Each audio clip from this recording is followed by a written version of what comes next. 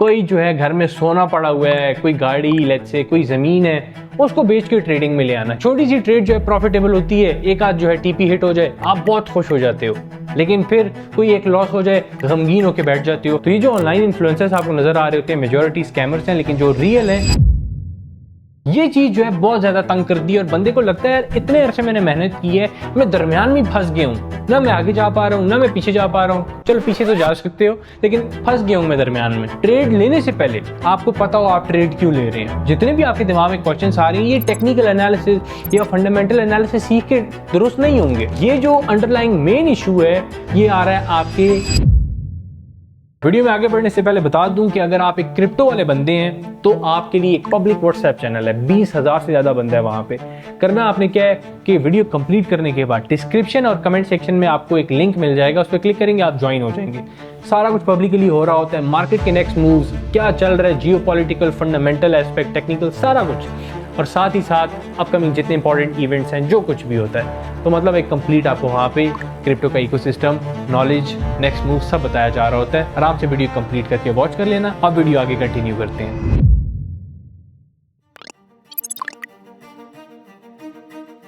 ये जो underlying main issue है ये आ रहा है आपके माइंड का, आपके कॉन्शियस का, सबकॉन्शियस का, साइकोलॉजी का।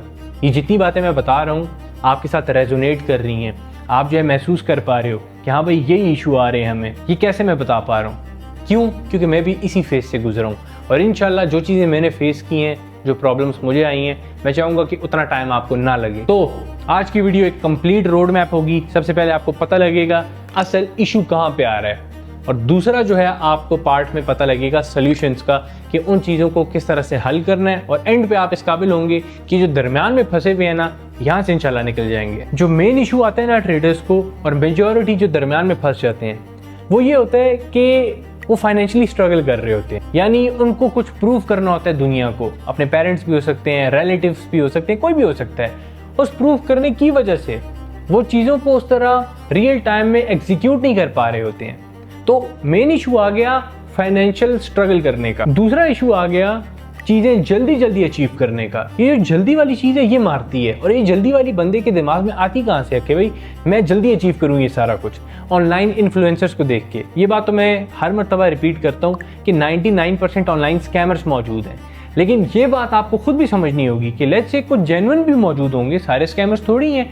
वो जो आपको लाइफस्टाइल अपना दिखा रहे हैं, वो अब ये तो नहीं है कि 24 घंटे कैमरा आपको अपनी पिछली 7-8 साल की जिंदगी का भी दिखाएंगे कि भाई ये देखो ये हमारा फेज है जो हमने स्ट्रगल की है। अब मिसाल के तौर पे अरशद नदीम की आप ले लें, पाकिस्तान का एक जेवलिन थ्रो करने वाला है। अब अचानक से आप लोगों को उसकी एक बहुत बड़ी कामयाबी नजर आ रही है, या कोई भी इस तरह का फुटबॉलर हो जाए, लेट्स से कोई क्रिकेटर हो जाए, आपको लगता है बाबर आजम, लेट्स से, अभी तो आजकल थोड़ी सी गंदी परफॉर्मेंस चल रही है, सॉरी बाबरियंस, लेकिन इन जनरल पहले की हम बात करें तो ये तो नहीं है कि जीरो से उठ के आ गया, या आप जो है देखें कि पूरी उसकी जो एक जिंदगी है डॉक्यूमेंट्री उसकी बनी हो, हर वक्त 24/7 कैमरा उस पे हो, ऐसा तो नहीं है। वो उस वक्त जब कोई उसको सपोर्ट नहीं कर रहा होगा, हर वक्त जो है सेल्फ डाउट वो भी कर रहा होगा, हो पाएगा नहीं हो पाएगा, डिसिप्लिन के साथ चीजें करता रहा है, ऐसा ही है, और एंड पे फिर उसको रिजल्ट मिले। तो कंसिस्टेंट स्ट्रगल के बाद, सालों की स्ट्रगल के बाद, मेहनत के बाद उसको वो जो है मकाम मिले।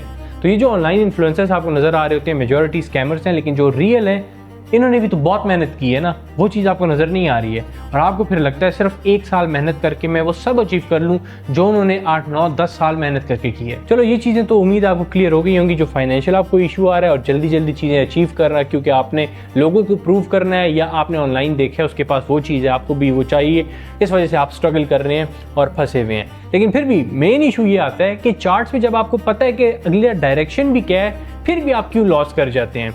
उसके कुछ इंपॉर्टेंट मेन पॉइंट्स आने लगे हैं, 4-5, 1 बाय 1 हम उनको स्टडी करते हैं और फिर उनको ठीक करने की कोशिश करते हैं। सबसे पहला पॉइंट है एग्जीक्यूशन।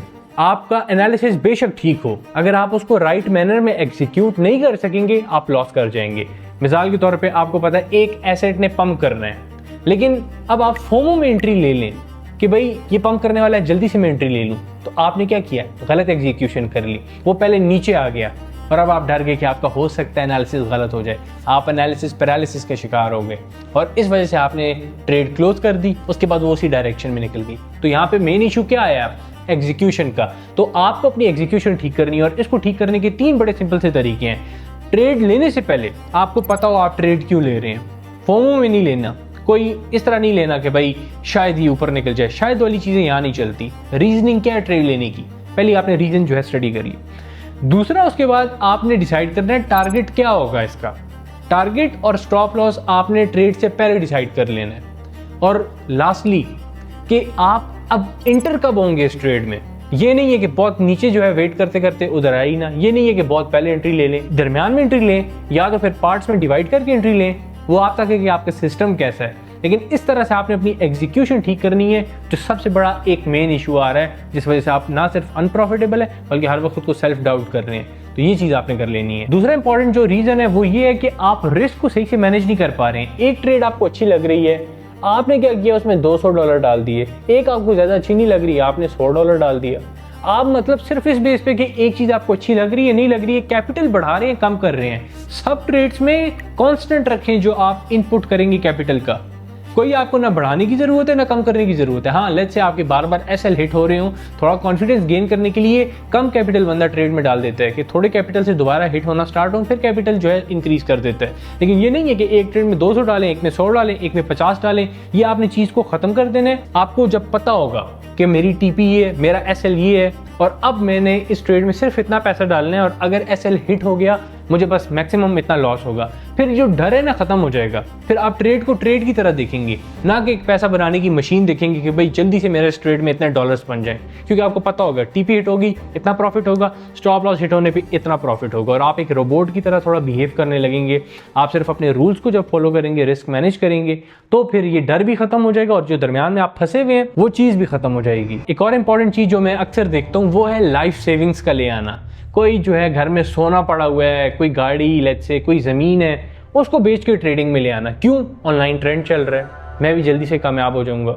ये जो चीज़ है ये आपके दिमाग पे हर वक्त प्रेशर जो है बना के रखती है कि भाई जो मेरा पैसा है वो बहुत इंपॉर्टेंट है। बेशक ये वाले सोर्स ना हो यार, कोई और सोर्स हो, लेकिन बहुत इंपॉर्टेंट खास पैसा अगर हो आपका और वो यहाँ पे आप लाएं स्टार्ट में जब आपको चीज़ें ही नहीं आती। मान लिया आप अगर बहुत बड़े ट्रेडर हैं, काफ़ी सालों से कर रहे हैं, फिर तो समझ आती है, कोई मिस हैप हो गया तो और आप आराम से कवर कर सकते हैं। लेकिन आप हैं ही एक बिगिनर और आप ये सोच रहे हैं मैंने कामयाब होना, और कामयाब होना भी कैसे है?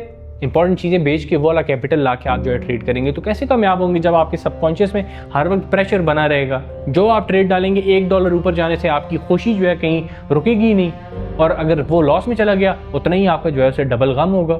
तो कभी भी वो पैसा नहीं लाना जो कि बहुत इंपॉर्टेंट है, जिसके लॉस होने से आपकी पर्सनल जो लाइफ है वो अफेक्ट हो। 2 चीज़ें कंप्लीट करके वाइंड अप करने लगा हूँ। हर कोई अपनी फैमिली को बेस्ट से बेस्ट जो चीज़ है वो प्रोवाइड करना चाहता है, यानी लग्जरी लाइफ आप बोलते हैं। आप भी चाहते होंगे कि भाई मैं ये भी चीज़ प्रोवाइड करूँ, मैं वो भी प्रोवाइड करूँ, किसी किस्म की कोई कमी महसूस ना हो। हर कोई चाहता है यार, कौन नहीं चाहता कि वन ऑफ द बेस्ट नहीं दी बेस्ट चीज़ प्रोवाइड करे। लेकिन वो चीज़ें टाइम मांगती हैं, जल्दी से कुछ भी नहीं होता। ये दिमाग से अपने निकाल लो। अगर जल्दी वाला काम किया तो इसी जो एक फेज़ है उसमें फंसे रहोगे दरमियान में। लेकिन हाँ, ये कबूल कर लिया कि भाई मैंने आहिस्ता आहिस्ता ग्रो करना है, फिर जो है कामयाबी मिलेगी। अब मिसाल के तौर पे $40-50 आप बनाओ, तो उसके बाद किसी ऑनलाइन इन्फ्लुएंसर की $1 मिलियन की गाड़ी देखो, वो $40-50 आपको क्या नजर आएगा। जबकि अगर आप उसको PKR में कन्वर्ट करो, अच्छी खासी अमाउंट है, और उसको अगर 2 टाइम्स करो तो इतना एवरेज आजकल पाकिस्तानी जो है पूरा महीना काम करके अपनी नौकरी से कमा रहे हैं। फ़र्क है या नहीं है? पर्सपेक्टिव को आपको चेंज करना होगा और उससे ही फिर आपको जो है एक राइट डायरेक्शन मिलेगी। तो आपने ये वाली जो चीज़ मैंने बताई है इसको सही से समझना है और ख़ुद को कबूल करवाना है कि टाइम लगेगा लेकिन इंशाल्लाह रिजल्ट्स मिलेंगे। और लास्टली ये कि जॉब करो या कोई भी और बिजनेस साथ, ट्रेडिंग के साथ ये चीज़ लाजमी करो कि लेट्स से यहाँ पे अगर लॉस हो जाए आपको सब कुछ मायूसी वाला फील ना हो, क्योंकि आपके पास कोई और सोर्स ऑफ इनकम ही नहीं है। जब कुछ और है ही नहीं तो यही आपकी ज़िंदगी और मौत है। प्रॉफिट हुआ तो ईद है, लॉस हुआ तो बस मौत है। तो जब आपके पास कोई और सोर्स ऑफ इनकम मौजूद होगा तो फिर आपका जो एक प्रेशर है मेंटल वो खुद ही कम हो जाएगा। आप इसको एक बिजनेस की तरह फिर ट्रीट करोगे, एक सिस्टम की तरह कि भाई ठीक है ये मैंने ट्रेड लगा दी है, ये मुझे लग रही है डायरेक्शन, बस या तो टीपी या एसएल, दरमियान वाली तो कोई बात ही नहीं होगी। लेकिन चूंकि जॉब नहीं है या कोई और बिजनेस नहीं है, कोई और सोर्स ऑफ इनकम नहीं है जहाँ से आपको रेवेन्यू आ रहा हो या पैसे आ रहे हो, तो उस वजह से फिर आपको जो है इसी पे पूरा डिपेंडेंट रहना पड़ता है। और जब आप एक एसएल हिट करते हैं उसके बाद आपकी साइकोलॉजी ख़राब हो जाती है, फिर आप डर रहे होते हैं। अब आपको पता भी है मार्केट ने किस डायरेक्शन में जाना है, ट्रेड लेने से दोबारा आप डर रहे हैं, क्योंकि अगर दोबारा एसएल हिट हुआ तो आपका फिर लॉस हो जाएगा और वो लॉस आप बर्दाश्त नहीं कर सकते। ये भी तो मेन रीज़न है ना, ये चीज़ें समझने की हैं। और सबसे इंपॉर्टेंट चीज़ डिसिप्लिन, टाइम पे सोएं, टाइम पे जागें, खाएं पिएं टाइम पे, रिलेशंस को प्रॉपर टाइम दें, नमाज टाइम पे पढ़ें, हर चीज़ अपनी टाइम पे करें। या किसी और रिलीजन के हैं तो अपने वो जो रिलीजियस चीज़ें हैं टाइम पे करें उसको। रीज़न सिंपल है, जब आप वहाँ डिसिप्लिन ही नहीं है अपनी लाइफ में तो यहाँ पे कैसे डिसिप्लिन होंगे, अपने सिस्टम्स को कैसे फॉलो करेंगे? और जब सिस्टम्स को फॉलो ही नहीं करेंगे तो दरमियान में फंसे रहेंगे ना। रियल टाइम में, रियल लाइफ में डिसिप्लिन हो जाए, इंशाल्लाह वो चीज़ यहाँ पे खुद रिफ्लेक्ट होगी। मैंने जितनी भी आपको बातें बताई हैं ये सारी बैक टेस्टेड है और एक्सपीरियंस से मैंने आपको बताई है, इसलिए आपको फील भी हो रहा होगा जो मैं बातें कर रहा था। अब आपने क्या करना है ना कि अगर पॉइंट्स बनाए हैं वेल एंड गुड, नहीं बनाए वीडियो को दोबारा वॉच करें, पॉइंट्स बनाए तमाम चीज़ों के और फिर उनको रोज़ाना सुबह उठ के देखें कि क्या कहीं आप किसी एक पॉइंट को मिस तो नहीं कर रहे, ट्रैक से हट तो नहीं रहे। इंशाल्लाह 1 महीने बाद आप खुद में बहुत बड़ा चेंज देखेंगे। और एक और चीज़ भी कर सकते हैं, उसमें आपको कंसिस्टेंट रहना पड़ेगा कि किताब लें और जर्नलिंग करें, यानी रोज़ाना एंड पे खुद को बताएं कि आज आपने जो ट्रेड्स ली उसकी ये रीजनिंग थी, यहाँ गलती हुई, इस चीज़ को बेहतर करना चाहिए था, इतना रिस्क था, इतना रिवॉर्ड था, सारा कुछ। ये जब डेली बेस पे आप करेंगे तो जो 30 दिन बाद लेट से आपको लगे कि भाई ज़्यादा चेंज मुझे नहीं आया, क्यों? आहिस्ता आहिस्ता चेंज हो रहा हो, बंदे को फील नहीं होता, बंदा चाहता है एक बड़ा अचानक से चेंज आ जाए। तो जब आप किताब खोलेंगे 30 दिन पहले का पढ़ेंगे कि आप उस वक्त क्या सोचते थे, क्या आपकी अप्रोच थी, और अब 30 दिन बाद क्या आपको खुद बहुत बड़ा फ़र्क नज़र आएगा। तो ये चीज़ें आपने अप्लाई करनी है। उम्मीद है आपको एक डायरेक्शन मिल गई होगी और इंशाल्लाह अब आप इस जो दरमियानी फंसा हुआ एक फेज़ था उससे निकल जाएंगे। बस मेहनत करनी है और राइट डायरेक्शन में इन चीज़ों को अप्लाई करना है। मज़ीद ये कि अगर वीडियो अच्छी लगी है, अगर आपको लगे हाँ भाई वर्थ इट थी, तो लाइक कर सकते हैं और अपना एक्सपीरियंस कमेंट सेक्शन में लाजमी शेयर करें। साथ ही उसके बाद आपने अपने फ्रेंड्स के साथ ये लाजमी शेयर करनी है जो कि स्ट्रगल कर रहे हैं, ताकि सच्चा फ्रेंड होने का हक भी आप अदा कर लें। मिलता हूँ नेक्स्ट वीडियो में, ख्याल रखें, अल्लाह हाफिज़।